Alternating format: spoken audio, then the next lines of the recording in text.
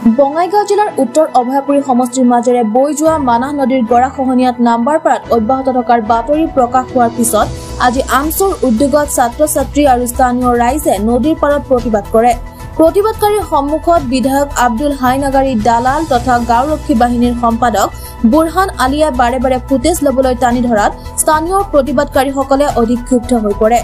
আব্দুল হাই নাগাৰী মুৰ্দাবাদ, আব্দুল হাই নাগাৰী হাই হাই, নাগাৰীৰ দালালি নচলিব, আব্দুল হাই নাগাৰী দালালক জীয়াই জীয়াই কবৰ দিয়ক আদি শ্লোগান দিয়ে।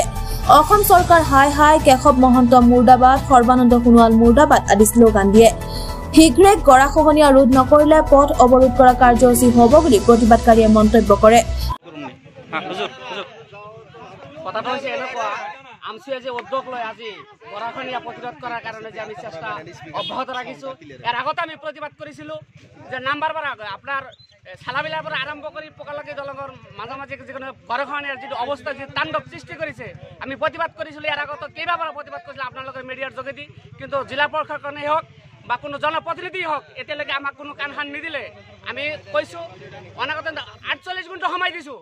48 ঘণ্টা সময়ৰ ভিতৰত যদি কোনো জিলা প্ৰশাসনে ইয়াৰ দায়িত্ব নলয় আমি অমৰণ অনশন ঘোষণা কৰিছোঁ।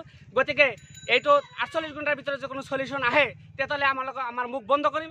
আৰু যদি 48 ঘণ্টাৰ ভিতৰত যদি এইটোৰ যদি কোনো ব্যৱস্থা যদি জিলা প্ৰশাসনে নকৰে তেতিয়াহ'লে আমি তীব্ৰ গণতান্ত্ৰিক আন্দোলন কৰিবলৈ আমি চৰকাৰৰ সন্মুখত প্ৰতিবাদ কৰাটো আমাৰ এক গণতান্ত্ৰিক অধিকাৰ।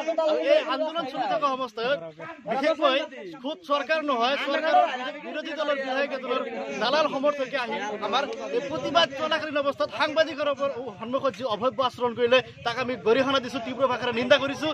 লগতে অনাগত দিনত যাতে এনেকুৱা ধৰণৰ প্ৰতিবাদৰ সময়ত যাতে কোনো দালালে যাতে আহি কিনে আমাক এনেধৰণে বিপদে পৰিচালিত কৰিব নোৱাৰে তাৰ কাৰণে আমি সমগ্ৰ ৰাইজক একত্ৰিত কৰাৰ চেষ্টা কৰিম আৰু ৰাইজে মিলি অনাগত দিনত চৰকাৰ তথা বিধায়কৰ বিৰুদ্ধে প্ৰতিবাদ কৰিমেই। এইটো আমাৰ গণতান্ত্ৰিক অধিকাৰ। আমি নিজৰ অধিকাৰ আমি নিজে সাব্যস্ত কৰিবলৈ বাধ্য হ'ম আৰু অনাগত দিনত আমি আমাৰ অধিকাৰ প্ৰয়োজনীয় চৰকাৰৰ ফালৰ পৰা খুচৰি হ'লে লৈ ওলাই কৰিবলৈ বাধা পাই আছো।